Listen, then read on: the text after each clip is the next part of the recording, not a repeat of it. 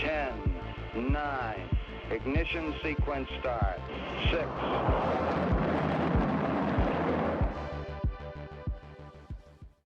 Hello, and welcome to Rocket Fuel, your daily update of everything that's happening in the Rocket Pool community. My name is Whack Attack. Today is January 27th. That's right. And we've got a packed episode for you all. So let's get started. So a few days ago, we had this event DAO comment post that came through where it said crypto manufacturer voted for proposal 1, invite Gitcoin.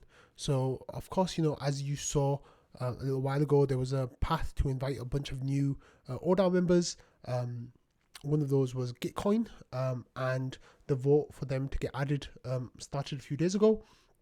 And then Nanga's released a post saying, hey oDAO members, as per this expansion post, the Gitcoin oDAO proposal is available for voting. And excuse me, a few members have already voted. Please use the following command to cast your vote. And then there's a link. And then that was it, getting ready for them to get added to the oDAO. So what happened after that was Rocket Pool voted as well for vote number 9, which took them over the threshold for proposal 11. So Gitcoin were officially added to the oDAO. Now, once that happened, Jasper sent out a tweet saying congratulations to Gitcoin for joining the Rocket Pool oDAO. While the oDAO remains necessary for the Rocket Pool to function, it's ideal for the rewards to go to public goods funding. 9 votes for their inclusion, from including Bankless, Superfizz, and the Rocket scientists. So it's really great that they got approved. And Gitcoin, for those of you who don't know, are the people who set up grants funding rounds for the Ethereum ecosystem. So it's a really cool organization, and they definitely fund public goods, which is fantastic. And then Superfizz, I guess I lost that. Sorry, there was supposed to be a tweet. Oh, here it is. Superfizz says, I'm proud to welcome KBW to the Rocket Pool oDAO as part of Gitcoin. So glad to have you on board, Kyle. And then Kyle retweeted Fizz and he says, I have loved using Rocket Pool protocol and interacting with the community. It's fire, rocket, fire. And Gitcoin is excited for the chance to participate. So this is really cool. Like I said, Gitcoin is a really great organization. They have really good values and ideals that are aligned with the Ethereum ecosystem. And I think they're going to be really good players in being part of the oDAO. So welcome to the Rocket Pool community, Kyle and the Gitcoin team, and we're really happy to have you. Okay, the next thing we have is a postmortem from the first round of the grant.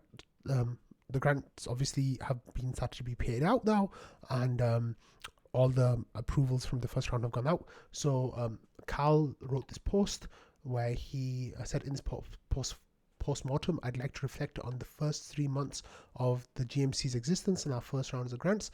I'll touch on what went well, what can be improved, and how we, the committee, and also the community might change things in the future to make it work better. So then he says the first round scoring and awarding, he says there were some initial hurdles about how to do that, and basically we were relying on the Google Doc, but then we got a forum set up on the Rocket Pool Discord, which really helped process some of the conversation that we were having. And then another thing that Kyle really liked and that I also liked was a Zoom call that we set up where 6 of the 7 members of the team of the GMC attended, and we talked through each grant application one by one, and it was a very, very productive session that we really liked. And then Kyle says there were a few folks who I personally would have liked to see more engaged in the scoring and awarding discussion process, but in the big picture, I actually think there's been really good balance between people who were very active in the first month on setting up our rubric, our communications workflow, and people who were active in the second month on scoring and awarding things, and people who were active in the third month of setting up and distributing awards. So that was really cool.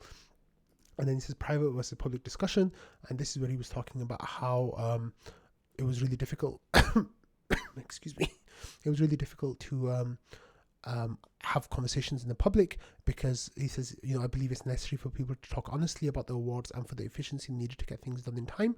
And the one place where we had some public discussions, it kind of went off track quite a few times, and yeah, he just goes on to explain more of that.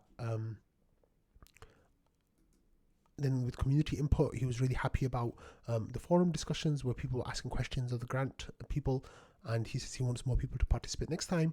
There were official challenges of the rewards. So if you're not happy with the reward for some reason, you can challenge that reward, and by challenging that reward, you can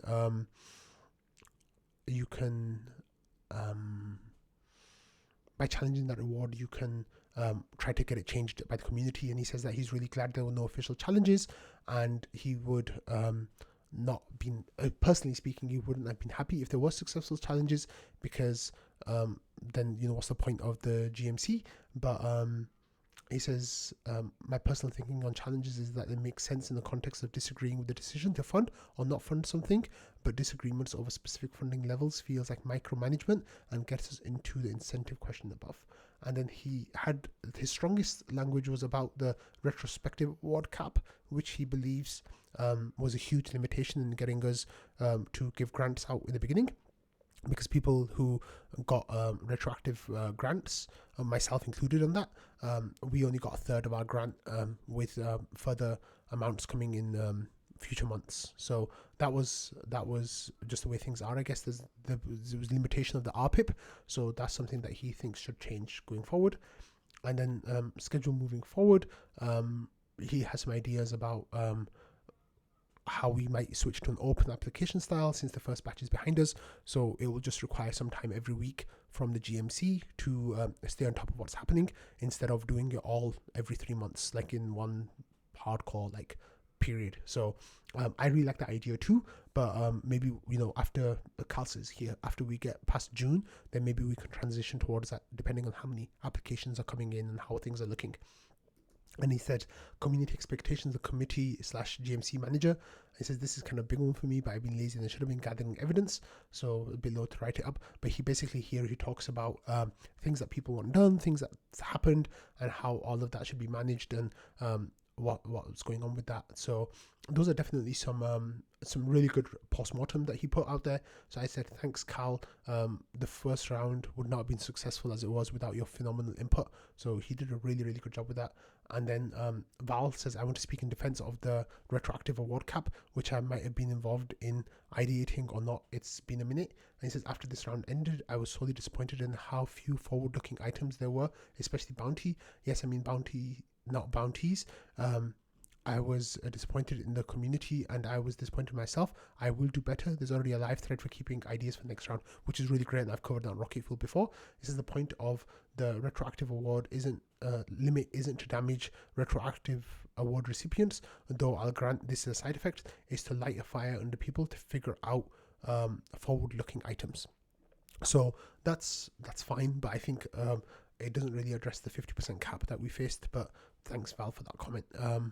So yeah, that was the post-mortem of the grants. And speaking about the grants, we got some more money coming in to the grants management committee. We got 3,200 RPL for the last month's inflation, and then we got 17,600 RPL for previous inflation that the grants committee had. That was owed to us from the people who manage the payments from the past. So the GMC is going to be in a good position going forward, and I think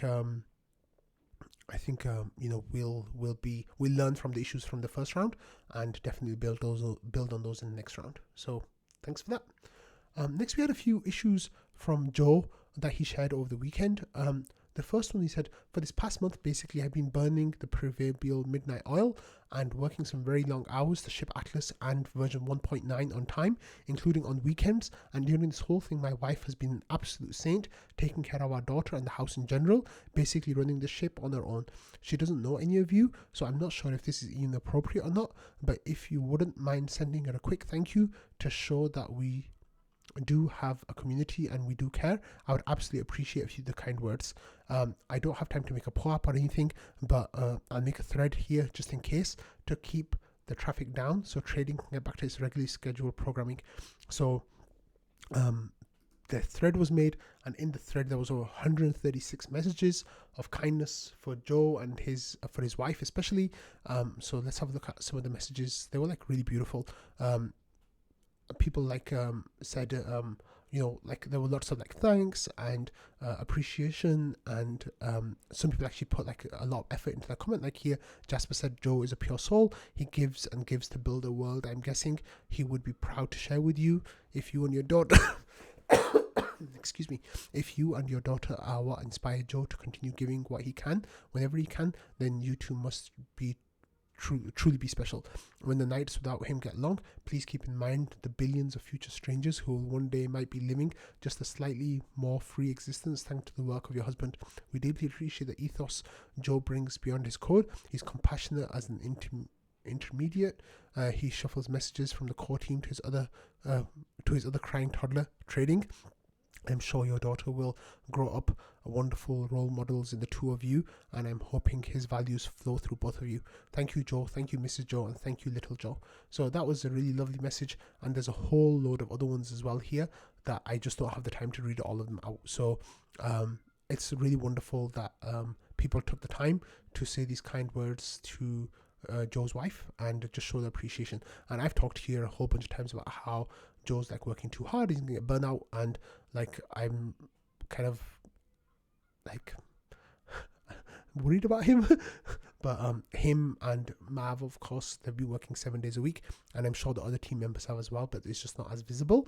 I know that they're all working really, really hard right now, and like, you know, we as a community love them and want the best for them. But some people really like took the time to like write really beautiful, thoughtful messages, and that's really nice. So if you want to read some positivity, then go and have a look at those messages. They're really lovely.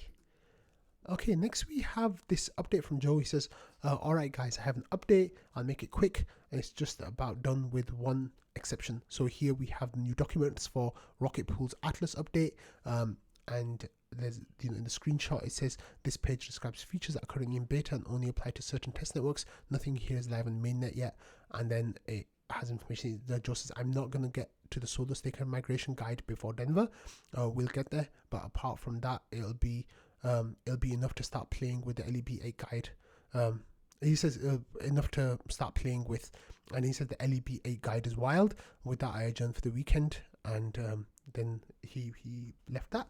But then there were still more updates from Joe. So he says, all right, so testing passed. We have a viable release for an alpha at least. The first interval, once everybody gets used to this thing, is going to use rewards tree version 5. Docs are done except Solar Staker migration, which may or may not make it in before Denver. Kane's working on that while I do the client testing. And he says known issues. Besu's latest version is balked. It's not working. He says until we can merge a fix on a branch into their dev build to use something else for now on Zhejiang, or go back to 22.10.3 on Praetor. So Besu is still causing issues, and Joe says Bonsai, their database version is hard, so they've definitely got some issues there that need to be fixed. Okay, after that we have another update from Joe as well. He says, okay guys, for the sake of transparency, here's where we are. This is going to get kind of technical, but I'll sum it up at the end. So in this message, Joe was talking about, he says, so during testing today on Praetor today, I found a discrepancy between the balance submission between the old watchtower and the new one. It's ended up being broken down into 3 parts, and then he gives some information about what those mean. So definitely like read this thread to get all the information. And then he finished the message. He's like, because of all of these, I'm changing it. So use the old balance submission behavior until a certain cutover epoch. That's the March 14th thing. I asked patches to verify, and then I'll switch to the new stuff. And that way the oDAO has time to upgrade without running into consensus failure. He says, I'll do that tomorrow. I should be able to publish the release for you guys to play with on both Zhejiang and Praetor. Thanks for coming to my TED Talk. I'm going to bed. So, yeah, there's some issues going on with like how the information is being gathered, but that's quite a long post, so I'll let you go and read that yourselves.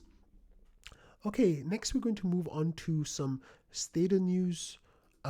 For those of you who know, like on Friday's episode, we spent a big chunk of the first part of the episode, like about 40% of it, I think just less than 40% of it, talking about Stader and like their version. So here Sasano also got a window of like, you know, some of the things that were happening with Stader and like the accusation of forks and stuff, and he shared this tweet from Nixo that we talked about in Friday's episode. So let's listen to Sasano for a second and see what he has to say.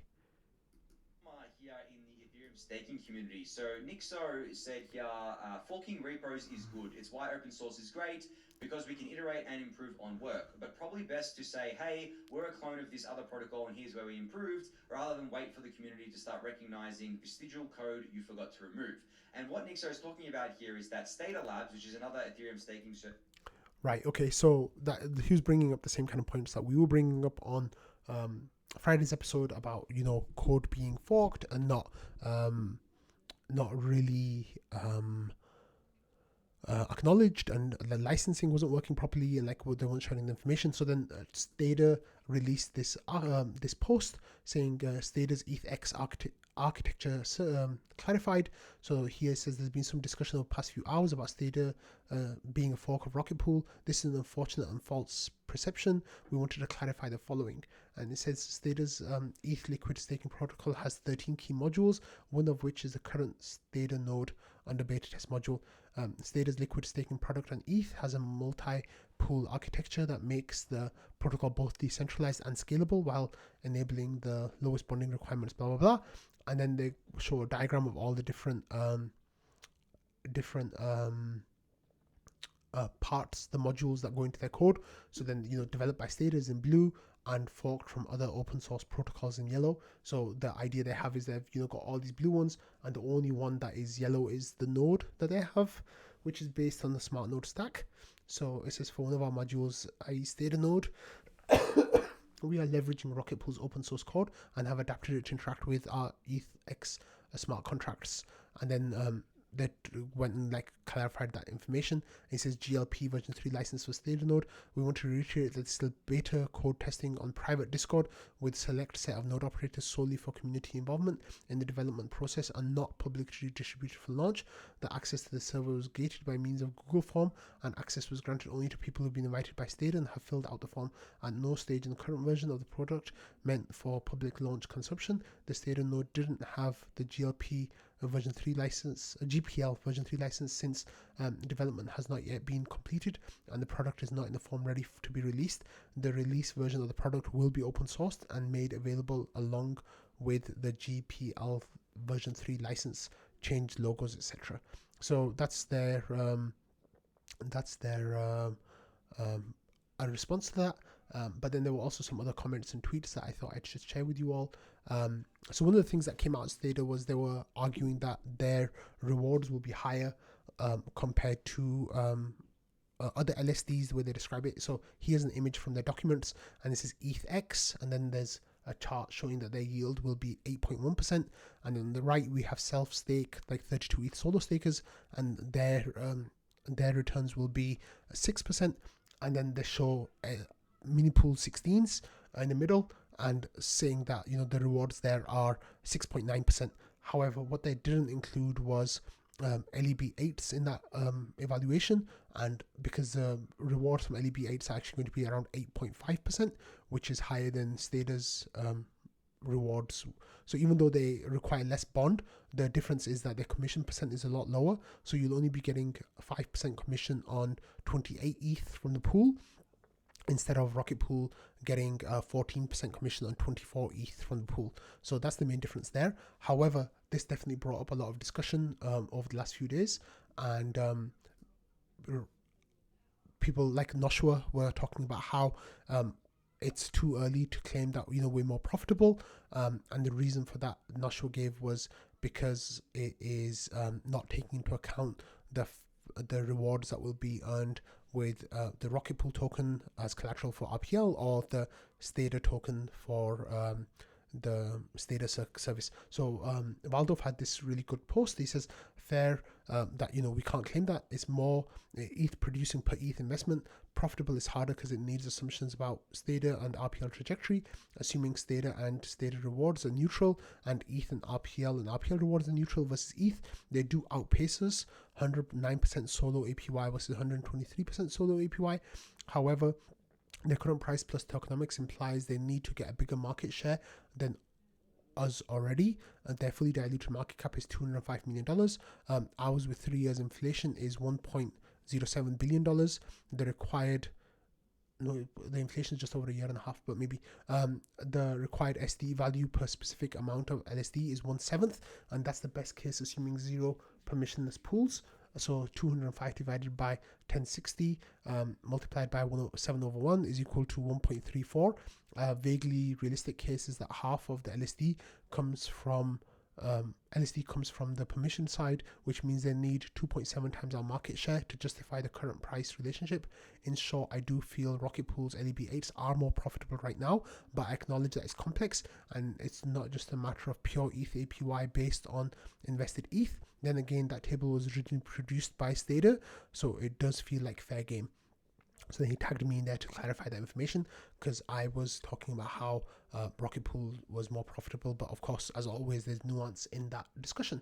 And again, then Yorick replied to Val by saying, that was my point, your table is silly because it doesn't even consider the project token, and that's a large part of it. But if we're playing your game, then on pure ETH basis, Rocket Pool is more profitable. Our full discussion gets more complex, which is why I also said don't chase APY exclusively, that how the project presents itself matters for security. If they had presented an article that digs into profitability with relative token and documents assumptions such as we think we can get to 3x Rocket Pool size because we have permissioned operators, then here's the math with our assumptions, copy this Google Doc and play with the parameters, that would have gotten respect. So what Yorick is saying, there was ways of them being more clear with the information that would have gotten us to engage with it in a more positive way. However, they produced limited information about their numbers, so just taking it at face value, we can do the same thing, I guess.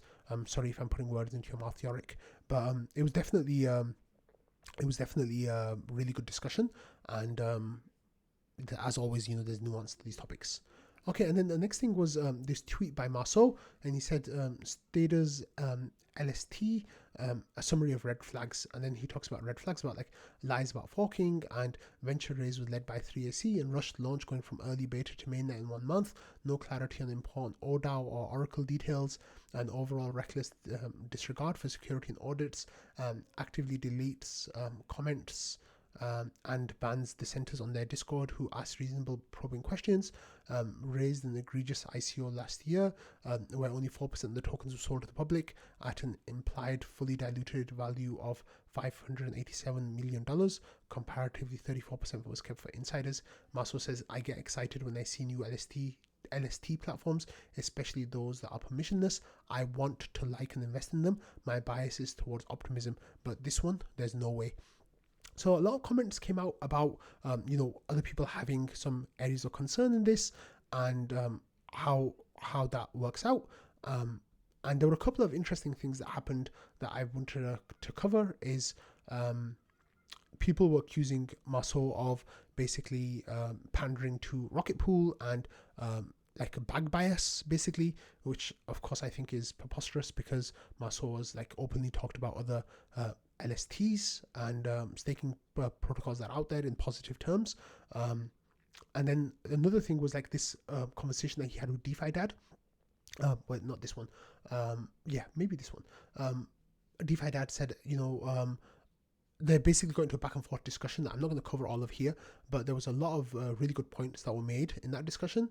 And I think they're working together on developing some ideas, which I think is really, really great. So I'm really happy that this kind of positive interaction, a mutually respectable interaction happened, where people are like trying to learn and share positive information, instead of people like kind of mudslinging and saying that, look, you're like talking to this bug bias, like this polka addict, saying, I don't know, but something's telling me someone is biased and being a little bit insecure about his RPL bonded and the Rocket Pool mini pools, and that's just in the smoothing pools, or who knows if there's more. So that's the kind of thing that other people then started talking about that as well, and I think that obviously as a discussion point is kind of besides the point. So there was definitely some value in this thread, so go and have a look at it, but the conversation with DeFi Dad is the one that you really want to be like digging into and seeing what was being said in there, because that was a good one. Okay, next is we have some cool stuff from Denver. So we've already had the first Rocket Pool event that took place on Sunday. It was supposed to be a build session where people could like play with the Proteus and like get a node up and running and all that good stuff. However, the internet at Denver is absolutely horrible from all accounts so far. So that didn't work out that way. So it just ended up being like a kind of a presentation by Phonax. But anyway, here we have some photos from Denver that I'm already sharing to get all you all hyped who have not gone out there yet. Here, you know, Phonax said we met someone incredibly famous, and there's Ken, and I guess one of those people is Phonax. I'm not sure who the other person is. And then we had this update from Sneaky. He says that I'm the first person at the workshop, which was yesterday. And you could see like the workshop area. So that was really cool. And then Sneaky says Ken legit asked me to bring a wrench today, so he got the $5 wrench, of course, you know, which is the $5 wrench attacks. So I don't think he attacked anyone with that wrench, thankfully.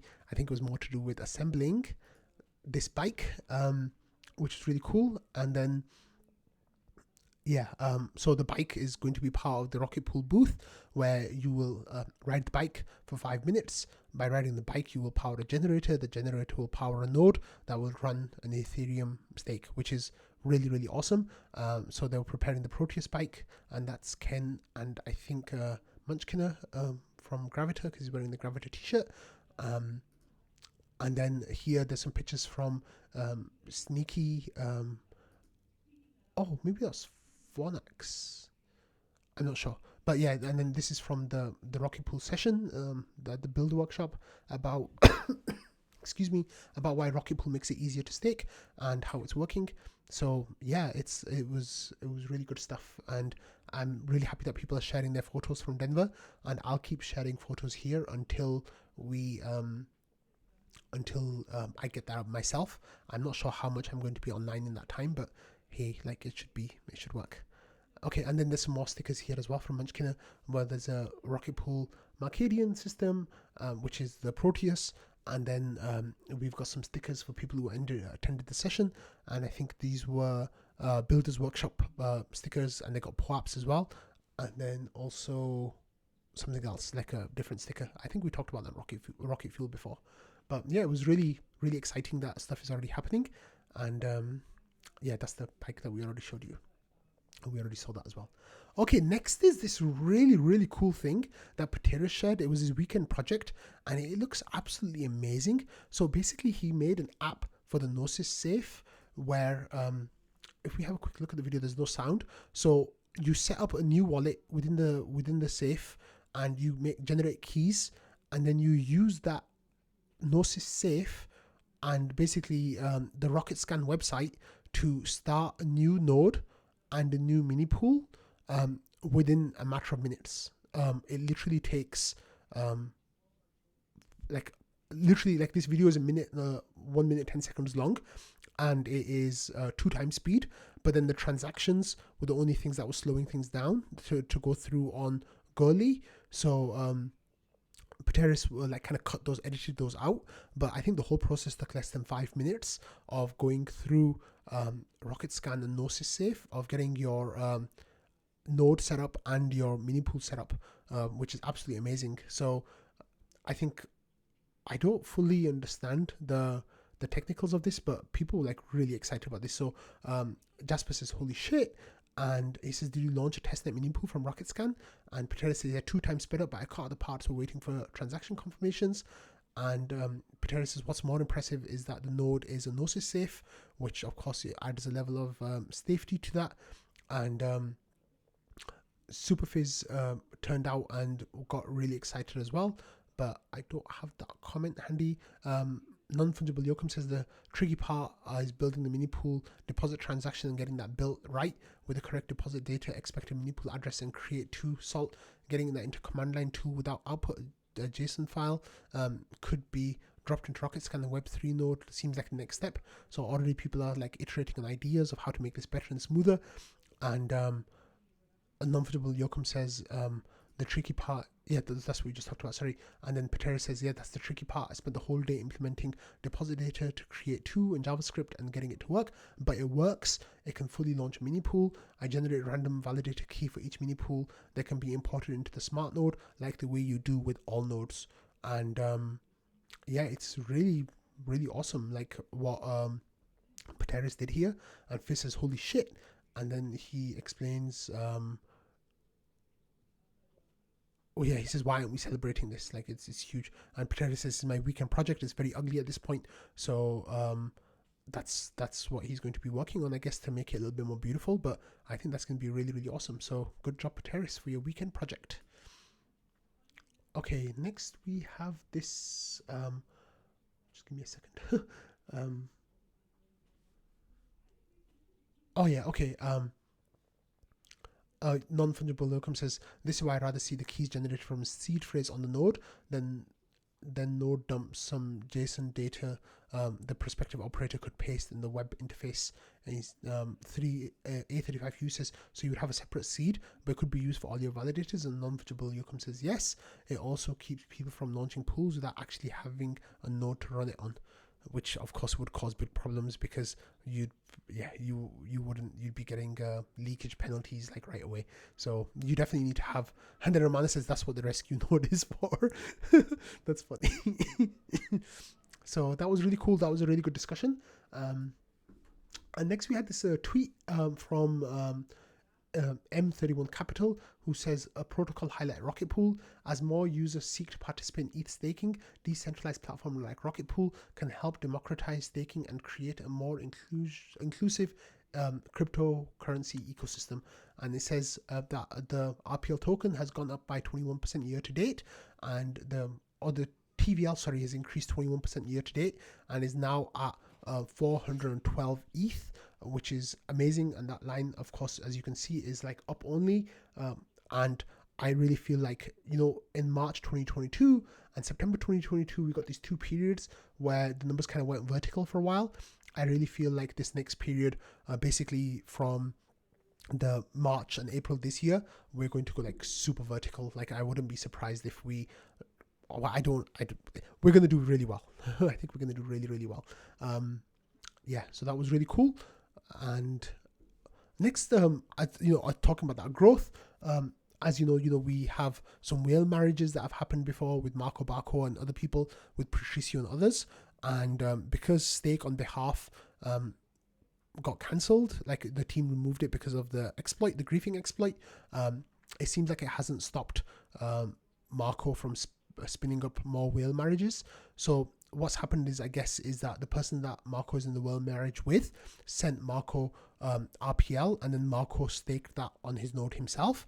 Of course, this adds trust assumptions to the whole process, but these marriages are still happening, and that's one of the reasons why the growth is continuing, because we now have over 8.2 million RPL has been staked by node operators.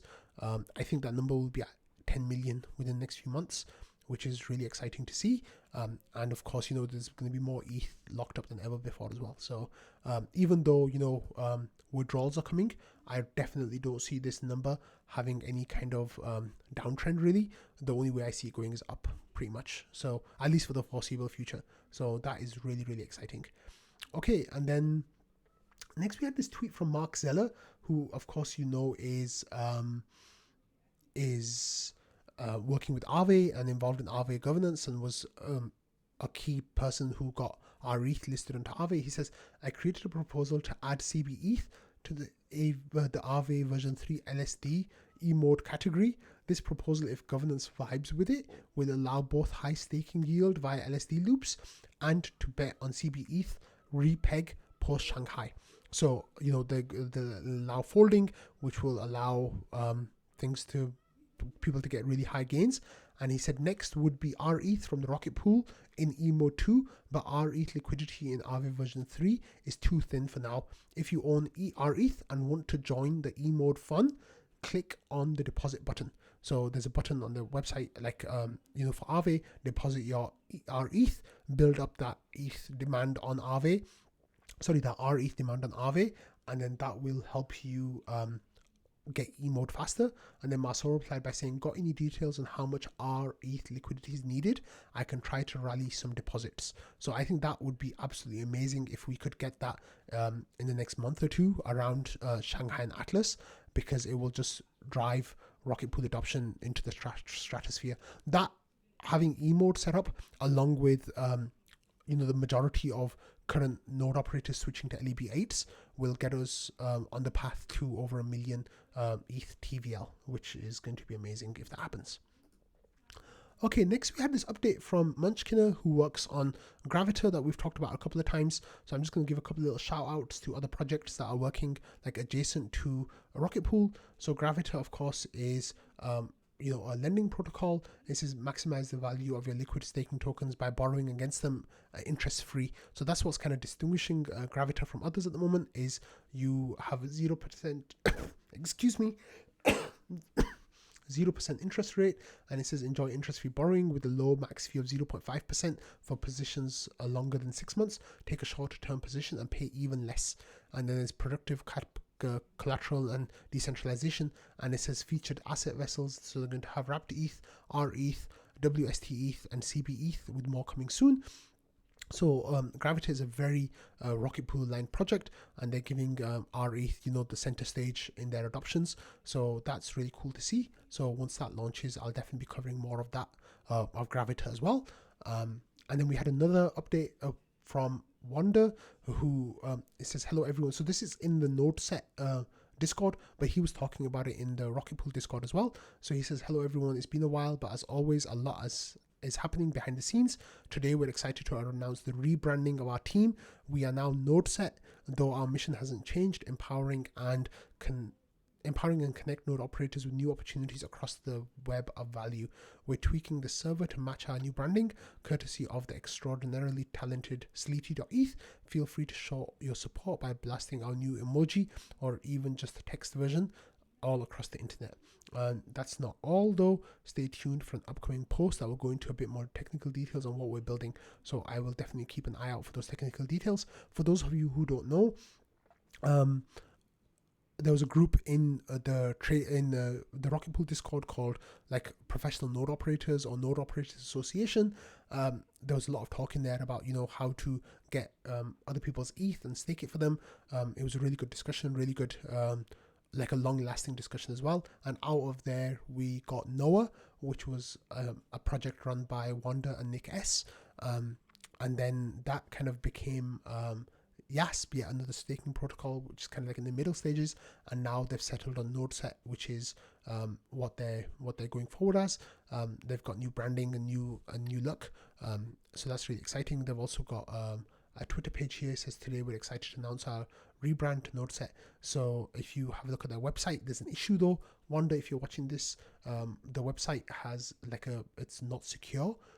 So you got to be careful about that. But at the moment, the website's not really populated with much information, but you can put your email address in there and you can get links to their Twitter, their Discord, and also like their GitHub for their paperwork, and you can email them as well if you're curious about info. So I've always loved to give shout outs to people who are building on Rocket Pool, building next to Rocket Pool, like really like building each other up. So I definitely wanted to give a shout out to